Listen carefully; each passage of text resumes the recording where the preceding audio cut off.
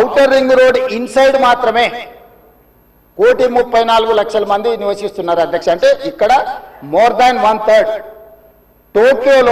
Tokyo ఒక సిటీలో తెలంగాణ జనాభా కంటే ఎక్కువ ఉన్నారు అధ్యక్ష. 4 కోట్ల మంది ఒక పట్టణంలో నివసిస్తున్నారు అధ్యక్ష. ఈరోజు ప్రపంచం అంతా పట్టణాల వైపు వేగంగా విస్తరణ జరుగుతుంది. దానికి తగ్గట్టుగా మనం నగరాలను అభివృద్ధి చేసుకోవాలి. అందులో భాగంగానే ఈరోజు వికసిత్ భారత్ ప్రణాళిక ఏంది? ఈరోజు అందుకోసమే మా ఆయన దుఃఖం చూడు, ఆయన బాధ చూడు, కడుపులో విషము ఎట్లా అంటే కడుపు నిండా విషయం. ఆ మూసీలో ఉన్న కాలుష్యానికంటే వీళ్ళ కడుపులలో అంతకంటే ఎక్కువ విషయం ఉంది అధ్యక్ష. విషం జిమ్ముతున్నారు. మీరు మూసీ కాలుష్యమే ప్రమాదం అనుకుంటున్నారు అధ్యక్ష. ఈ మనుషుల కడుపుల్లో ఉన్న విషయం మూసీ కాలుష్యానికంటే ప్రమాదకరంగా తయారైంది అధ్యక్ష. ఏం నొప్పి అధ్యక్ష? నేను ఎవరినైనా విమర్శించిన అధ్యక్ష? నేను ఈ ప్రభుత్వం ఏం కార్యక్రమాలు చేపట్టబోతుందో సభలో సభ్యులు మాకు తెలవాలని అడిగినారు. పాయల శంకర్ గారు ఏమడిగినారు అధ్యక్ష? మేము సభ్యులము, ప్రభుత్వం ఏం చేస్తుందో మాకు వివరించండి, మేము కూడా మా చేతనైన సాయం చేస్తామని మాట్లాడినారు అధ్యక్ష. నేను వివరాలు చెప్పే ప్రయత్నం చేస్తే విషయం ఎందుకు కక్కుతున్నారు అధ్యక్ష? ఈరోజు క్వశ్చన్ అవర్లో సప్లిమెంటరీ క్వశ్చన్స్ 2 ఉంటాయి. 10 క్వశ్చన్స్ ఉండవు, 10 మందికి ఇయ్యరు. స్పీకర్ గారు అలౌ చేశారు. స్పీకర్ గారు నాకు అనుమతించారు వివరించమని. స్పీకర్ గారి అధ్యక్ష వాళ్ళ ప్రాధాన్యత ఏందో మీకు అర్థమైంది కదా అధ్యక్ష.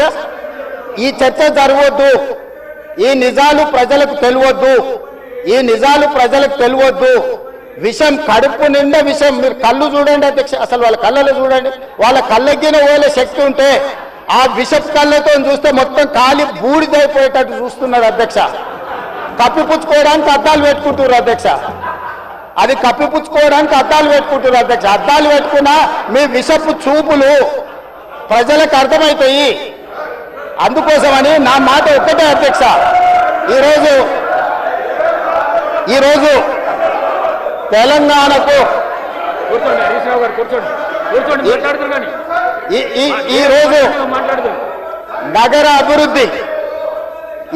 నగర అభివృద్ధి చేయడం మా బాధ్యత. ఈరోజు ఇన్ని మాటలు మాట్లాడుతున్నారు కదా అధ్యక్ష. ఆనాడు కాంగ్రెస్ లో గెలిచిన ఎమ్మెల్యేని తీసుకొని మూసీ రివర్ డెవలప్మెంట్ కార్పొరేషన్ కు చైర్మన్ చేసింది ఎవరు అధ్యక్ష? ఎవరు? ఈ రోజు వివరాలు చెప్తుంటే ఆ నొప్పెందుకు అధ్యక్ష? ఆ నొప్పెందుకు? మీరు అనుమతి ఇచ్చిన తర్వాత వాళ్ళెవరు అధ్యక్ష ప్రశ్నించనికే? వాళ్ళెవరు సభ్యులు? ఈ రోజు అక్బరుద్దీన్ ఓవైసీ గారు, పాయల శంకర్ గారు, లేకపోతే కాలేరు వెంకటేష్ గారు. ఆ కాలేరు వెంకటేష్ గారినైనా చూసి నేర్చుకోండి, కనీసం ఒక అవగాహన వస్తుంది.